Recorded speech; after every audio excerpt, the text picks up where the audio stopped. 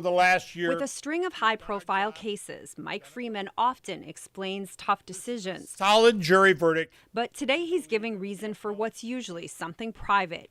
In this statement about his recent medical leave as Hennepin County attorney, Freeman says he's been evaluated for alcohol issues, agrees that he needs treatment, and will enter a program Monday determined to reclaim his health.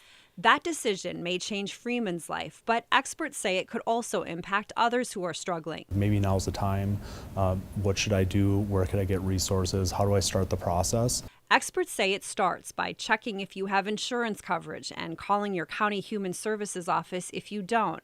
Then, just like Freeman says he did, you need an assessment, which often gauges how much you're using a substance and how it impacts your job, hobbies, or relationships.